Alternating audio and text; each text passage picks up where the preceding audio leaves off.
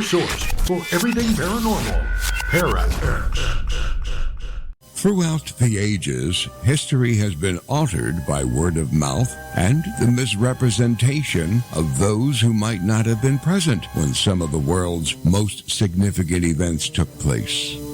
Channelers Barry and Connie Strohm bring through the spirits of those who actually witnessed or took part in these historical events and lets them tell their stories in their own words. Welcome to Channeling History. And now, here are your hosts, Barry and Connie Strohm. Good evening, everybody. I'd like to welcome everyone to Channeling History. We're the only show where we speak to the souls that made things happen. And I'm Barry Strohm, your host. I'll be speaking the words of the spirit guest tonight. Tonight is going to be very special if you're a student of American history. And I'm Connie Strohm, your co-host. And I would like to also welcome you to our show. Last week, we interviewed the angelic spirits of 5 different archangels. They spoke of their roles in heaven, as well as how humans can benefit from their help and knowledge. This was a show that can be of great help in understanding the afterlife and how to find happiness in your incarnate life. In addition to Channeling History, we do 3 other podcasts: Hello Heaven on Friday nights, a weekly message from Jesus on Wednesday mornings, and a Sunday sermon on Sunday mornings, obviously. All of our Channeling History shows are available on our YouTube channel.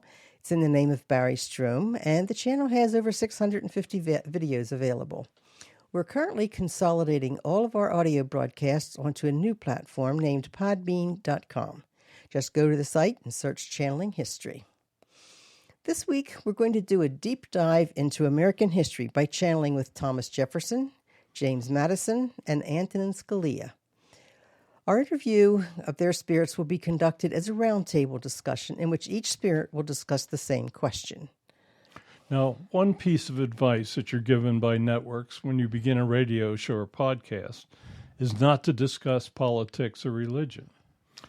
Well, since these are our 2 favorite topics, we always give a short disclaimer because there will definitely be a wide variety of opinions tonight. So the opinions or statements voiced in our show are the channeled words of the spirits, do not necessarily reflect our opinions, those of the ParaX Network, or of our sponsors. And as you also know, before we channel, we also say a prayer of protection. So Connie's going to say the prayer, and we will begin to channel with our spirit guests. God, please grant us your wisdom and protection. Grant us the knowledge that we can handle and keep us safe from all things that will harm us. Keep the messages positive and pure love. Keep us safe from our egos. We ask these things in the light of the seen, the unseen, and the honesty of God.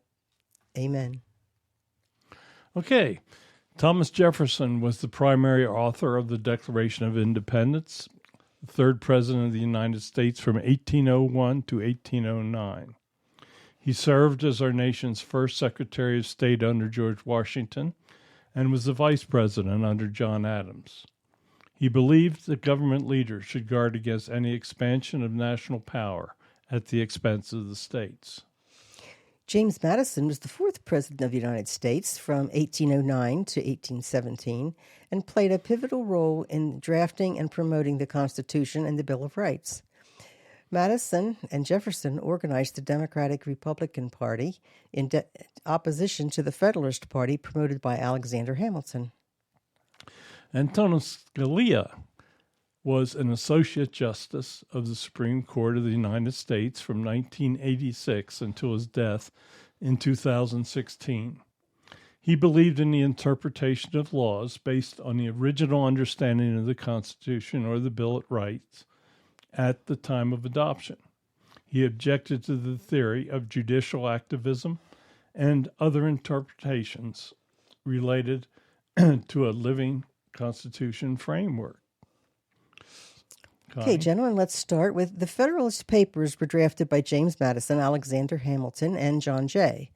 They were published between 1787 to 1788 to encourage the adoption of the Constitution and argued for a strong central government with the ability to tax, maintain the military, and regulate commerce. Many argued at the time that the Constitution would lead to Americans losing the hard-won liberties they had fought for in the Revolutionary War. Do each of you think the arguments in the Federalist Papers still apply to our country today? We'll start with President Jefferson. I always felt that the rights of states should be well protected by our Constitution or by any other documents.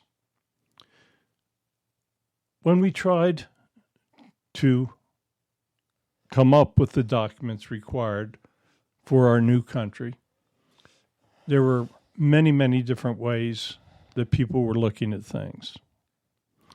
We had just fought a war with Great Britain and had managed to win. We fought the war for our personal rights and our personal freedoms. I felt that at all costs, those rights and freedoms had to be protected. I did not want the cities to gain power over the rural areas because in those days, there were many more rural areas than there were cities. I felt that a strong central government was very, very dangerous. Today, you're seeing the results of a very strong central government, and there are many things taking place that I would be leading another revolution against if I was still alive. So I think that much is to be desired with the way that many of the laws have been construed in this country. But I will let President Madison speak on the subject as well. I knew that the Articles of Confederation were too weak. The government did not have the right to tax the people. After the Revolutionary War, we had huge debt to pay for the war effort. We did not have any documents that would guide us in commerce between the states and commerce with foreign countries. We needed authorization for a strong military, a navy, a currency. There were many things that we needed to come up with when we were trying to put together the Constitution. Mr. Jefferson was magnificent in the wording that he did for the Declaration of Independence, and he gave us guidance in the wording of the Constitution. But it was a big step from declaring freedom to writing the laws that were required in order to guide this new nation. Today, we do not recognize what is taking place in the United States. In our time, there was no way to ever comprehend the incredible growth, the problems that the nation would face, the huge military that would be required, the amount of money beyond any possible comprehension that is required in order to run the government. The Constitution, as we arrived at it, is a wonderful document. It has laid a foundation that has lasted for over 250 years. But there are people that are not able to live within the confines of the document and have interpreted ideas far beyond anything that we ever thought of. I know that the next guest, Justice Scalia, has some very strong ideas on this. So I will allow him to speak at this time. I always felt that the Constitution was a unique and powerful document. Coupled with the Bill of Rights and amendment changes that were made through the years, the Constitution lays a fundamental foundation upon which our laws are based. The people have the right to change the laws. There is a clearly defined way that individuals can change laws that need to be changed to adapt to what is taking place in our world.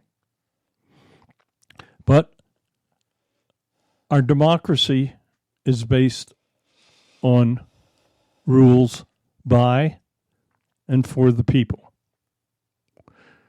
Until the rules are changed by the people, the Constitution lays a very firm foundation.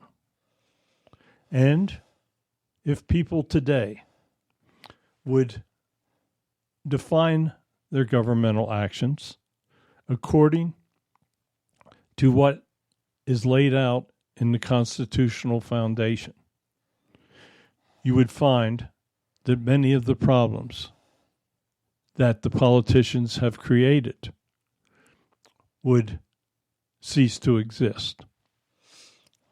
Thank you, gentlemen. You're off to a great start. The Federalist Papers argued for the ability to tax. The Constitution gave government the ability to tax. And today we have a huge national debt. Do any of you see a way to force the current government to get control of the national debt? Perhaps a balanced budget amendment? President Jefferson will speak first. What you are witnessing is exactly what I feared. You are watching politicians running wild. They are not feeling any type of restraint. They are gaining incredible power. Yes, the world today has changed in many, many ways, but in many, many ways it has not. In the beginning, we had a very limited population to work with. We taxed only as we needed. We did not try to spend more than we had. We tried to eliminate the great debt that we had from the Revolutionary War. In those days, the rural population was the driving economic force for the country. Today, the rural population still feeds the country, but the global markets have changed much. Today, the driving mechanism has become the large corporations. Corporations that have more power than we could ever conceive of. The huge national debt that the government is now running up at an incredible pace will be what will bury the country in the long term. At some point, I would hope that sanity returns to government. Mr. Madison. I was one of the strongest proponents of a strong central government. I felt that in order for our country to exist, that the government had to be able to control the majority of the decisions that were made. I tried to have a constitution that would offer the compromises required for the country to exist. As you know, there were many things we did not address in the Constitution. Many thought that the rights were not satisfactorily protected. The Bill of Rights was intended to do that. The provision in the Constitution so that the laws could be amended by the will of the people was intended to preserve the concept of democracy. I never thought that a pure democracy would be able to survive. There had to be limitations, and there had to be situations where the politicians or the individuals in charge had greater knowledge than the people, but that there would be a great balance. To me, federalism was what was required in the beginning. Today, I would not be looking at federalism in the same light. Things have changed so drastically in this world. There are situations that are so far beyond our comprehension. The population has grown and multiplied many, many times since we conceived of the Constitution. But our concepts of basic rights and liberties have not changed. Today, there are many assaults on your personal rights and liberties. The Constitution is an incredible foundation. Perhaps some of our concepts that we had at the time we ratified may be thought of as outdated, but it is still one of the most effective documents that has ever been created. Justice Scalia. Today, you're seeing individuals that claim they know far more than the founding fathers. What you must keep in mind is that the Constitution is a conceptual document. It is based on basic truths and basic logic, basic reason, and basic rights that need to be preserved for all individuals. Today, you have people that think they know more, that they believe that the Constitution should become a document that can be changed at the whim of the justices that would have reinterpretation of certain basic laws. The constitutional foundation is what has maintained our country and has kept it great. If the laws are to be changed, then there is a procedure by which the people may change those laws. It is not up to, shall we say, a president to assume responsibility to make laws that he thinks should be adopted. Fundamental rights and fundamental regulations are what has made our country great. If we draw away from the foundation, we will weaken it. And there is no structure that can survive on a weakened foundation. Yeah.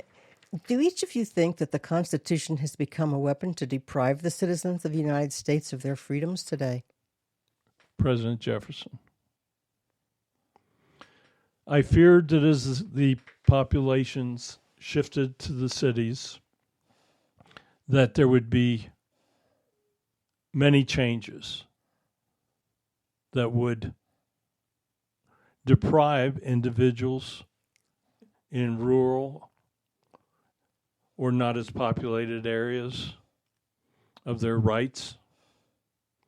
I felt that the centralization of political power would take away the rights of the individual states. Today, you have many more states than we ever envisioned. But that is even more reason to protect the rights of states.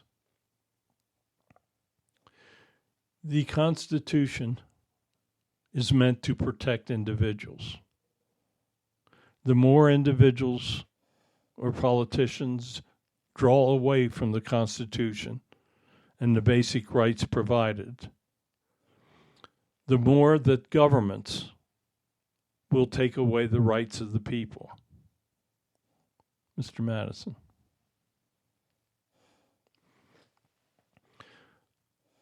What you're seeing today is a political situation that we never thought in our time would be possible. We fought, we argued, we differed, we took probably more time than we needed or should have taken in order to reach compromise. But we reached compromises. Today, you are seeing almost open warfare among the political parties. The ability to compromise has become secondary to the power of the parties. Sadly, the Constitution does not provide protections for the people against their political parties. Compromise is the key. You do not have to love all of the changes that may be required to protect everyone, but you must compromise so that you can reach agreements that will allow your government to function and will allow people to be protected under the Constitution. Justice Scalia. What we are seeing in our current government today is a disaster. I had many, many differences with other justices on the court. I would often look at things much differently. I was a traditionalist. To me, things were very cut and dried. If it was not interpreted into the Constitution, then it was not so. Today you have justices, not only on the Supreme Court, but on your Court of Appeals, in your lower courts, all of whom that believe that that black robe gives them powers to change the rules, to reinterpret what is clearly stated in the Constitution, to provide interpretations that they feel are more becoming of the modern ways of doing things. The Constitution is meant to protect. The further you get away from that Constitution and the interpretations therein, the less that the common person is going to be protected. In Federalist 51, Mr. Madison wrote, "If men were angels, no government would be necessary." How do the three of you think that statement applies to our politicians today? President Jefferson. I think that probably truer words have rarely ever been spoken. If men were angels, then truly God's will would be provided and all would be well, and decisions would be made showing love for all and justice for all. Sadly, as we watch from over here, it often looks like those in power are more wearing devil suits and are only interested in their personal gains, their powers, and doing whatever they need to be reelected. I would say that during our time, we tried to do what was best for the country. Today, as we watch, I believe often that the country, what is best for the people, is secondary for the vast majority of the individuals in power. Mr. Madison. I think that perhaps when I wrote that, I came up with one of the best statements that I'd ever written.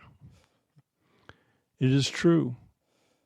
If men were angels and followed the will of God, then there would actually be no need for government. Everything would be as God wills it. Sadly, that is so far from the truth. As we watch from over here, we're seeing that a vast majority of the people do not even believe in God or even angels. Many people consider themselves God. They act in such a manner that truth means nothing. Perhaps I should, if I was writing today, I would write something like, if you want to know when a politician is lying, watch for their lips to move. That is very far from associating them with angels. Justice Scalia. Well, I think you probably know my opinion in this.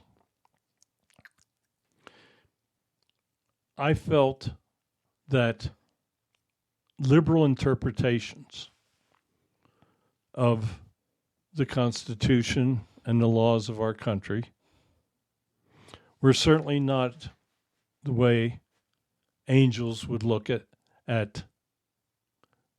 the rules that would keep people and protect their rights. Right and wrong can actually be a fairly simple concept. The Constitution and the Bill of Rights are incredible documents. Yes, there are omissions. Yes, there were problems with it. And yes, there had to be amendments to that. But generally, the intact document that lays the foundation for our judicial system is one of the finest documents that has ever been written. People are choosing to interpret that document in different ways in order for their self-power, in order for their personal wealth. The military today is an establishment that has grown beyond belief.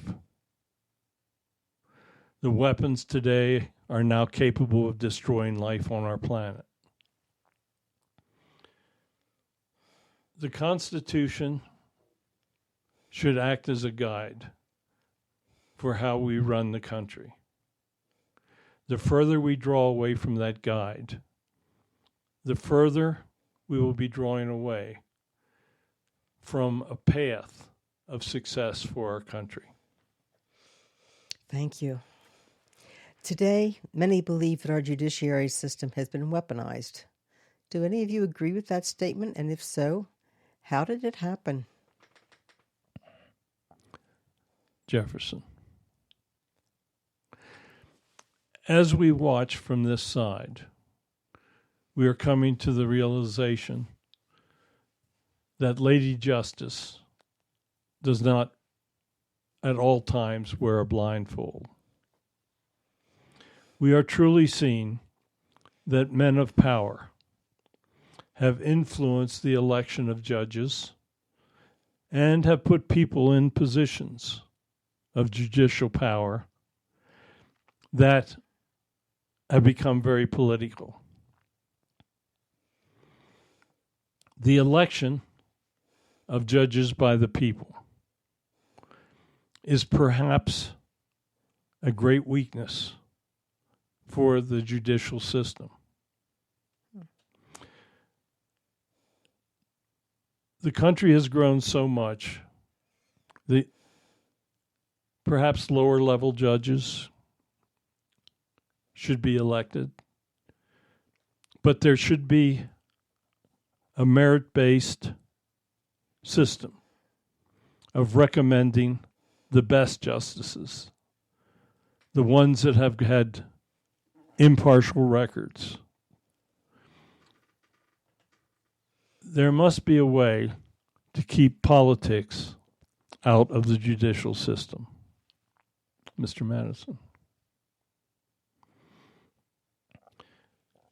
I agree that it appears as though the judicial system is, in many instances, being absorbed into the world of political judgments. There are people of great wealth that have put money into having individuals elected to judicial positions that would follow the political desires of those individuals. There should be limitations to the amount of money that could be put into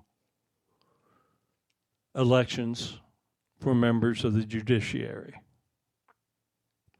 Perhaps government funding of elections for the judiciary, where a certain lump sum is allowed for each candidate to spend and no more, would bring some equality back to the system.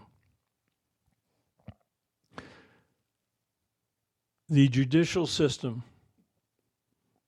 is certainly under the influence of many of your current politicians, Justice Scalia. In my time in the judiciary, there were many, many wonderful judges. There were judges that had difference of opinions. Justice Ginsburg and I rarely agreed, but we were the best of friends. Today, and this has been more or less a trend since my passing, but I'm seeing more and more examples of where the political system is being contaminated by biased judges. I am seeing court cases that should never, ever make it into the courtroom. I'm seeing instances where legal cases are being used as weapons to affect our elections and our political system. There have got to be changes that bring about equality in the judicial system. In my opinion, there has to be a preference for judges that believe in fundamental interpretations of the Constitution. But there are many liberal judges today that tend to, shall we say, legislate from the bench. This is a trend that will totally destroy the judicial system as we know it. The Constitution provides an equality in all three phases of our government. The executive, legislative, and judicial branches must be independent of each other. Yes, there is a true overlap between the executive and legislative branches, but the judicial system absolutely must remain independent. The judicial system, in reality, is the only thing that can control an out of a legislative or a executive branch that is out of control. In 1789, Mr. Madison drafted the Bill of Rights. As you look at what's taking place in the United States today, what other provisions do you think should be added to the Bill of Rights? Mr. Madison will start this. If the laws of the United States were enforced in a fair manner in compliance with the Bill of Rights and the Constitution, very little would need to be added. We wanted ultimate protections for the person to have freedom of religion, freedom of speech, the right to bear arms and protect themselves, and all of the other freedoms included. Today you are seeing attacks upon speech. Social media is not a foundation for free speech. You have newspapers that are so politically oriented that they will bring you articles so far from the truth. As the polarization of the political parties has increased, the rights of individuals have decreased. If a sense of cooperation and equality is returned to our political system, then it is only sensical that the rights of individuals that we wanted to be provided for will be protected. Mr. Jefferson.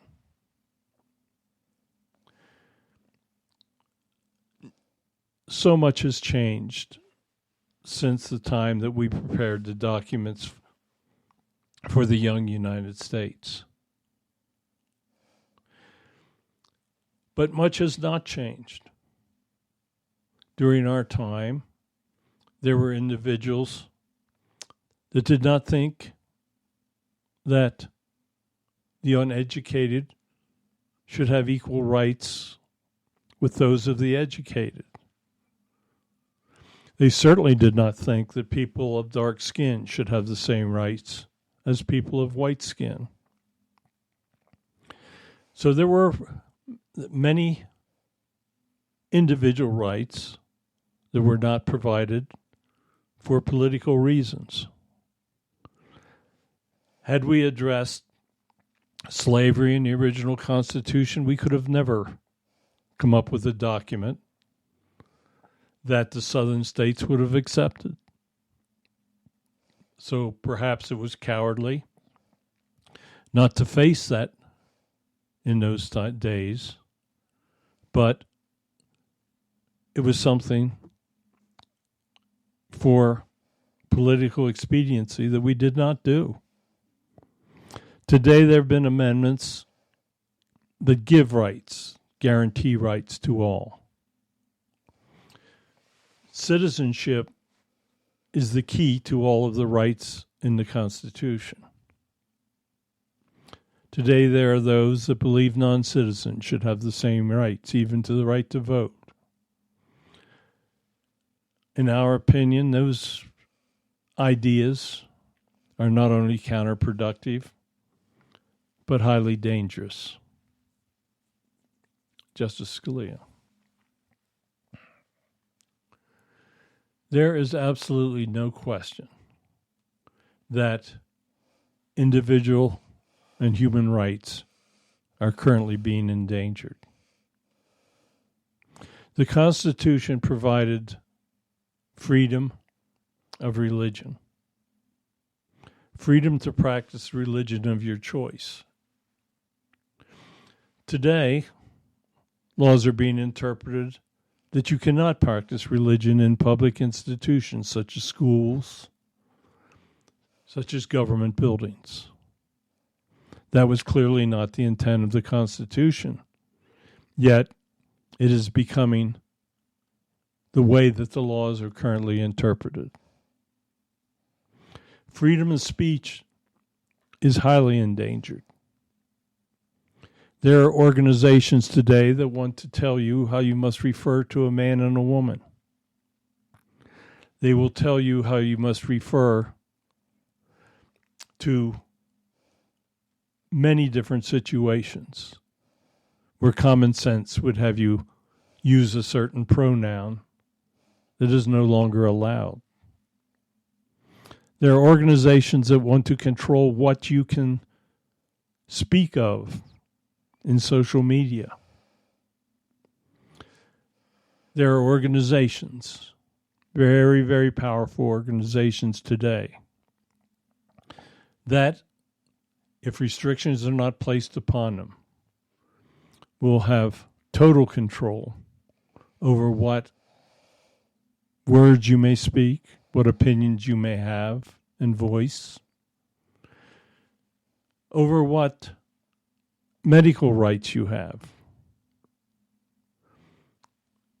You need to step back. Every individual in this country needs to step back and address what rights they are willing to surrender. Because if you surrender one right, you will surrender most of them.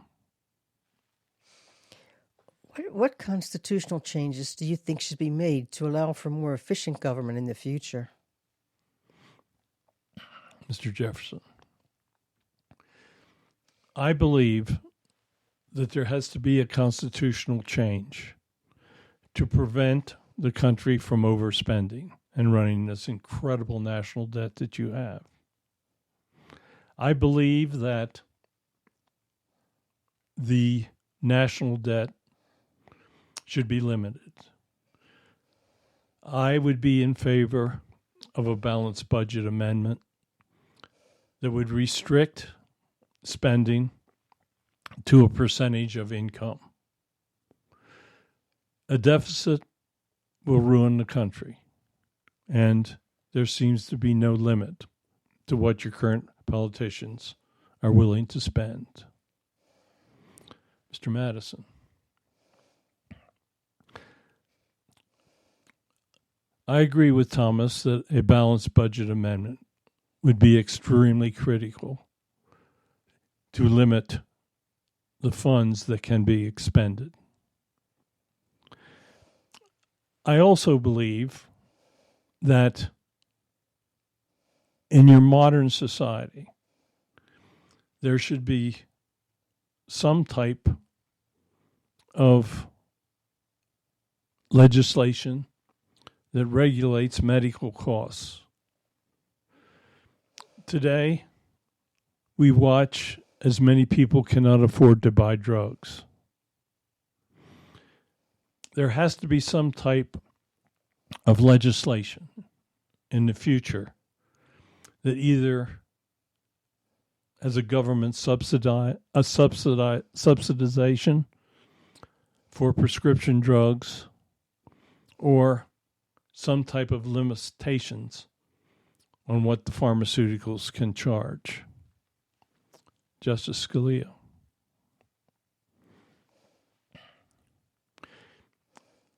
I believe that in the future, there should be some type of legislation that restricts the amount of money that could be spent upon an election for members of the judiciary. The ability of extremely wealthy individuals to influence members of the judiciary and to place individuals that will make political decisions on the bench is an incredible danger. And while I believe in personal liberties, I think that there has to be some future limitation into how much money can be spent on judicial elections. What risks do you see rapid technological changes bringing to the future government? President Jefferson. The technological changes are certainly not what we had to look at in our day. As I look at what is taking place from this side, I believe that the rapid change in weapons creates the greatest danger possible. The other planets have a great understanding that mutual destruction is the last thing that they would ever consider. Today, you have countries that are being controlled by maniacs that have no consideration for human life or even for the future of humanity. There has to be something effective that will control the arms race and will establish a situation where weapons are not so great a danger to human evolution.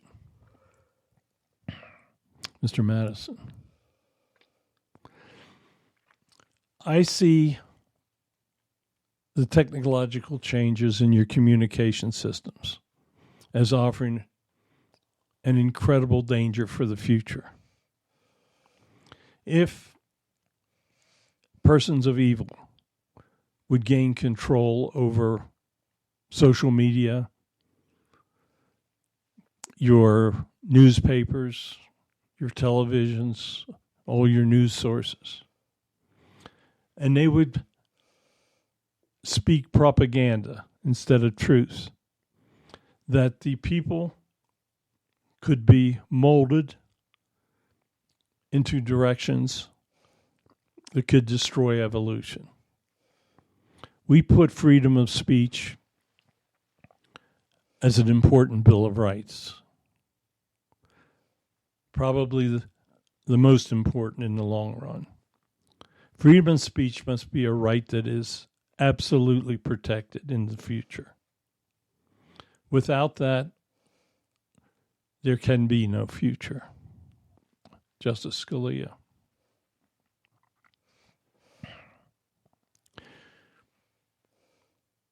I see many, many risks in the future. Control of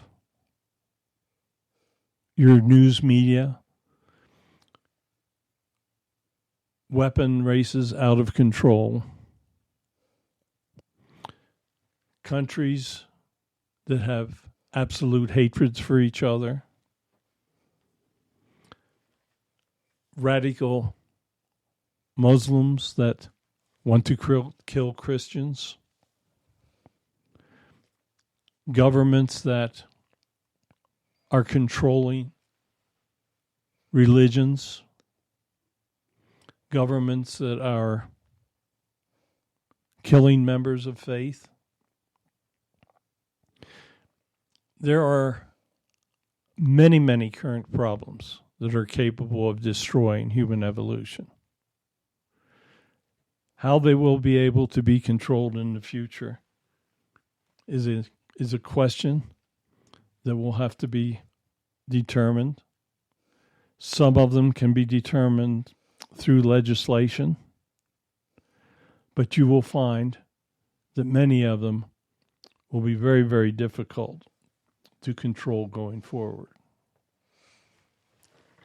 Okay, I'd really like to thank you for sharing your wisdom and your intelligence with us. Would each of you like to make a closing statement? Yes, President Jefferson will come first. I would like to thank all of you for allowing me to speak tonight. I know that we only scratched the surface of what we were going to discuss, but I think that we did speak of some very important subjects. The future of the United States is incredibly critical to the future of the world. The country that we established 250 years ago has prospered. It's gone through growing pains, civil war, massive world wars with other countries. But in spite of all the problems that the country has faced, it is still a beacon of hope for the rest of the world. Many people hate the United States today. Many countries want to become the strongest country in the world. There are many countries that would do harm to the United States. So it is very, very critical that the military remains the most powerful in the world. It is very important that you have politicians that will do what is best for the people. You need intelligent leadership. You need people that are willing to compromise. You need people that can understand the future. And most of all, you need people that will follow the documentation, the Constitution, the Bill of Rights, all of the things that we came up with that have enabled the United States to endure for all of these years. So thank you. I know that Mr. Madison would like to speak. Yes. As you are aware, I was a devout Federalist. I felt that a strong central government was the most important thing that would allow the United States to exist and to thrive. In many areas, things could not have been accomplished without a strong central government. But today you're reaching a point where the government has grown to such an extent that it is on the verge of affecting the individual rights that we considered so important at the time of founding. Today, you have got to elect the best politicians that you can find. You must encourage good people to run for office. And you must have people with foresight and intelligence. Without that, it will be impossible for the country to thrive into the future. Justice Scalia. I think that you can count on the fact that I would like to have one more word to say here. The whole time that I was in the judiciary, I fought for the rights of individuals. I felt that the Constitution laid the foundation that was the only way that the United States could prosper. I felt that the foundation offered protections, that the further you drew away from the interpretation of the constitutions as presented, the further you would draw away from protections for the people.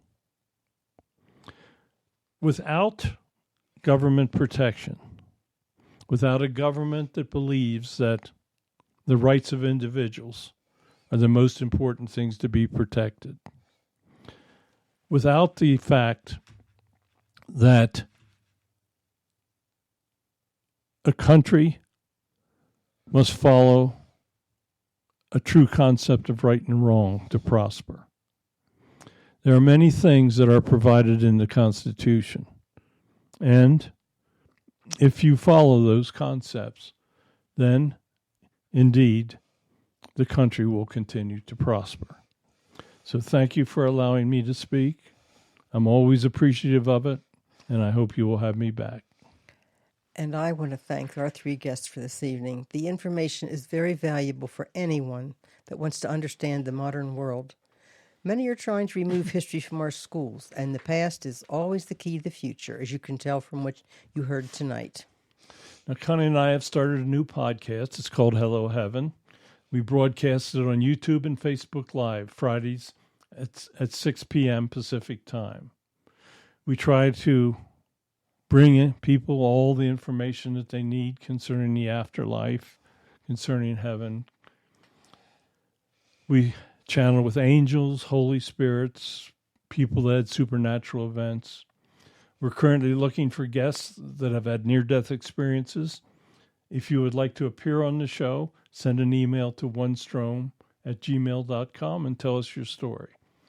The audio for this new podcast available on Spotify, iTunes, Apple Podcasts, Alexa, Google, and most of the other platforms.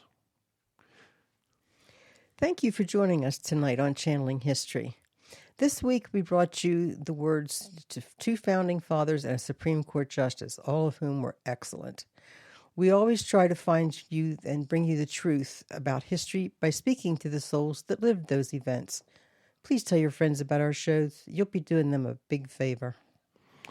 So we've been doing Channeling History now for well over 3 years, and we thank all of you that listen to the show. All of our past shows are available on our YouTube channel. It's in my name, Barry Strohm.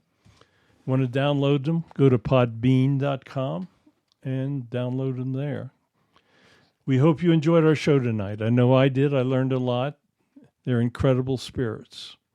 So, thank you for listening. Please join us Sundays at 9 p.m. Eastern Time on the ParaX Radio Network. Thanks for listening to Channeling History. Tune in again next week for another electrifying episode, as we never know who will make an appearance or who will come through the portal. Any rebroadcast or other use of this program without explicit permission is strictly prohibited. Copyright 2020. Our Story Begins by Kevin MacLeod, licensed through Incompetech.com.